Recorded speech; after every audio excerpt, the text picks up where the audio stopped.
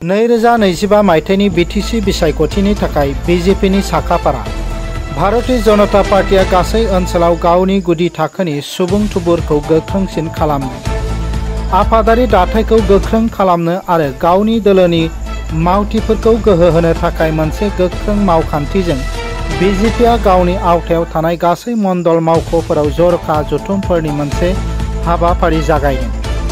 बे जथुमाफोरा खालि सावरायनायनिल' नङा, बिसायख'थिनि सिगां सिगां दोलोनि मावथिफोरनि गोसोखौ आरो खौसेथिखौ बांहोनो मोनसे खाबुबो।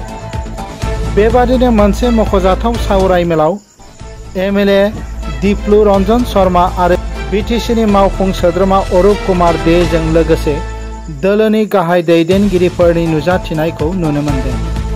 बेबादि मुंदांखा सुबुंफोरनि नुजाथिनायाव बिजेपिआ गावनि थियारि खालामनाय बिथांखि आरो बिटिसिआव गावनि थाथायखौ गोख्रों खालामनो रादाय होनायखौ गोनांथि होदों।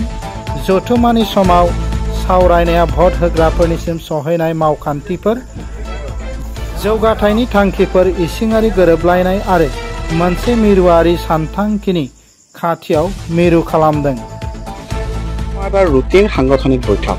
আমি জানে যে বিজেপিয়ে যেতিয়া নিৰ্বাচনত যায় তেতিয়া আমি তৃণমূল পৰ্যায়ৰ কাৰ্যকৰ্তাৰ লগত সম্পৰ্কিত আমাৰ এটা কেডাৰ বেছ পলিটিকেল পাৰ্টি আৰু সকলো তৃণমূল পৰ্যায়ৰ কাৰ্যকৰ্তাই কি বিচাৰিছে। আজি আমি মণ্ডলৰ আমাৰ যিসকল বিষয়ববীয়া আছে, জিলাৰ যিসকল বিষয়ববীয়া আছে, তেওঁলোকৰ লগত আমি বিভিন্ন সাংগঠনিক আগন্তুক নিৰ্বাচনত আমাৰ কেনেকুৱা ধৰণৰ ৰণ কৌশল হ'ব গোটেইখিনি বিষয়ে আলোচনা কৰিছোঁ। পৰৱৰ্তী পৰ্যায়ত আমি বুথ পৰ্যায়লৈকে যাম, শক্তি কেন্দ্ৰলৈকে যাম, ৰাইজৰ মাজত যাম। গতিকে আৰু 3 মাহ 4 মাহ নিৰ্বাচনটো বাকী আছে। গতিকে ইতিমধ্যে আমাৰ সাংগঠনিক খুব ভাল। যোৱাকালি যি মন কী বাত হৈছে, এই মন কী বাতত আমি দেখিছিলোঁ যে সাংগঠন হিচাপে নহ'লেও সকলো ৰাইজে অংশগ্ৰহণ কৰিছে। গতিকে কোকৰাঝাৰ জিলাত ভাৰতীয় জনতা পাৰ্টীৰ সংগঠনে এটা নতুন গতি, এটা নতুন মাত্ৰা পাবলৈ আজিৰ দিনত সক্ষম হৈছে। আৰু মই খুব আত্মবিশ্বাসী যে বিটিআৰ নিৰ্বাচনত ভাৰতীয় জনতা নহয় বহুকেইটা মণ্ডল লৈ পেলাই আজিৰ এই সভা অনুষ্ঠিত হ'ব। আৰু আপোনালোকে ইতিমধ্যে গম পাইছে যে আমাৰ অসম প্ৰদেশ বিজেপি ৰাজ্যিক ফালৰ পৰা এজন মন্ত্ৰী আৰু এজন সাংগঠনিকভাৱে দুজনক নিযুক্তি দিয়া হৈছে। আৰু তাৰ ভিত্তিত আমাৰ অশোক সিংঘাল মন্ত্ৰী, সন্মানীয় মন্ত্ৰী, তেখেত যোৱা কেইদিনমান আগত আহি পৰিদৰ্শন কৰি গ'ল, ৰিভিউ লৈ গ'ল। আজি আমাৰ সন্মানীয় বিধায়ক চামগুৰি সমষ্টি তথা বৰ্তমান অসম ৰাজ্যৰ জেনেৰেল ছেক্ৰেটাৰী তেখেত আহিছে, কচুগাঁৱত আছে আৰু ৰিভিউ লৈ আছে মণ্ডল ৱাইজ কাৰণ ইলেকশ্যন সমাগত, নিৰ্বাচন সমাগত।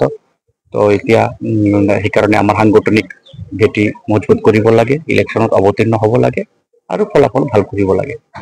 এইটো মইতো ক'ব নোৱাৰোঁ, কিন্তু যিটো ময়ো শুনি আছোঁ যে কমচে কম 25-26টা খেলিবই। আৰু 25-26টা খেলাৰ কাৰণেতো সাংগঠনিক ভেটি ষ্ট্ৰং কৰিবই লাগিব। কাৰণ বিটাৰ ইলেকশ্যন এতিয়া আগৰ নিচিনা থকা নাই। আগৰ ইলেকশ্যনৰ কথা বেলেগ আছিলে, কিন্তু আজিৰ দিনত বিটাৰ ইলেকশ্যন অসমৰ MLA ৱাইজ যেনেকৈ ইলেকশ্যন অনুষ্ঠিত হয় চেম এনেকৈ ক'ব পাৰি। তো সেইকাৰণে আমাৰ সংগঠন ষ্ট্ৰং কৰিবৰ বাবে আমি সকলোৱে সাজু হৈছোঁ। সংগঠন যিমান ষ্ট্ৰং হ'ব ইমান আমি আৰু অহা দিনতো আৰু বেছি ভাল খেলিব। নিৰ্বাচনৰ কাৰণে আপোনালোকৰ কাৰ্যকৰ্তা কি আহ্বান বিচাৰিছে? কাৰ্যকৰ্তাক সকলোৱে আহ্বান জনাব বিচাৰিম, কাৰণ কি সকলোৱে মুখ্যমন্ত্ৰী হিমন্ত বিশ্ব শৰ্মা ডাঙৰীয়াক ভাল পায়, নৰেন্দ্ৰ মোদীক ভাল পায়। প্ৰত্যেক কাৰ্যকৰ্তাসকলক মই এইটোৱে উৎসাহ কৰিব বিচাৰিছোঁ যে মানে মোদীৰ শাসন যেনেকুৱা গোটেই ভাৰতবৰ্ষত চলি আছে, হিমন্ত বিশ্ব শৰ্মাৰ যেনেকুৱা শাসন গোটেই অসমত চলি আছে, এনেকুৱা অসমত অহা দিনত বিটিআৰত যাতে মানে গেৰুৱাৰ শাসনটো হয়, সেইটোৱে মই কাৰ্যকৰ্তাসকলক আহ্বান জনাম। গোসাইগাঁওনিफ्राय दानसोरां बसुमतारीनि रिपर्ट NBT लाइभ।